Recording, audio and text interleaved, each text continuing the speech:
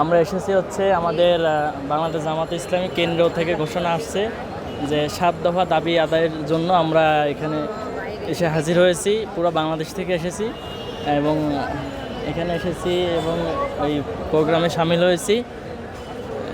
ঘুরে ঘুরে দেখতেছি আস্তে আস্তে যে আমাদের এই রাক্ষসী কটকটির সাথে দেখা হয়ে গেছে।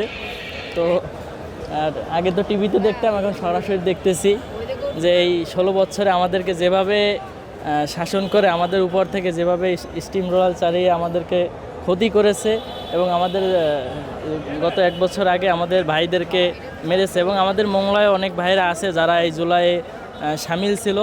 আমরা এখানে থাকার কারণে আমরা ওইভাবে করতে পারি নাই, অংশগ্রহণ করতে পারি নাই, কিন্তু যারা বাহিরে ছিল আমাদের ভাইরা, দায়িত্বশীল ভাইরা, শিবিরের সভাপতি আছে, এরপর হচ্ছে জামাত ইসলামের ভাইরা, ওই সময় যারা বাহিরে ছিল খুলনা, ঢাকা, তারা সবাই সামিল হয়েছে এবং আমাদের মোংলাতে গুলিবিদ্ধ অনেক ভাইরা আছে।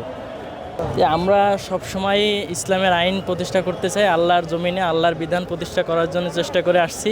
আমাদের আগে যে নেতৃবৃন্দ ছিল, সিনিয়র নেতৃবৃন্দ শহীদ আল্লামা দেলোয়ার হোসেন সাইদি সহ মীর কাসিম আলী মোল্লা যারা ছিল, সবাই একটাই আমাদের স্লোগান ছিল, জমিন যার আইন চলবে তার। সেই স্লোগানেই আমরা এখনও আছি।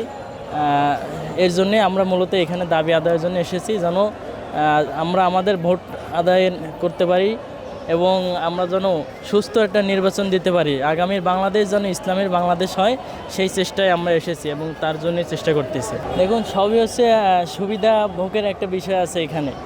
ইসলামী আইন যারাই প্রতিষ্ঠা করতে চায়, আপনি দেখবেন যে চরমোনাইকেও তারা গালাগাল দিচ্ছে এবং খেলাফতকেও গালাগাল দিচ্ছে, জামাত ইসলামেও দিচ্ছে। যারাই ইসলামী আইন প্রতিষ্ঠা করতে চায় তাদেরকেই গালাগাল দিচ্ছে। নবী সাল্লাল্লাহু আলাইহি ওয়াসাল্লামেরও ওইভাবে গালাগাল দিত, তাকে পাগল বলে আখ্যায়িত করা হয়েছিল, আরও অনেক জাদুকর বলা হয়েছিল। তো ইসলামী আন্দোলন যারাই করবে, যারাই ইসলাম প্রতিষ্ঠা করতে চাবে, তাদেরকে এভাবে অনেক কিছু বলা হবে।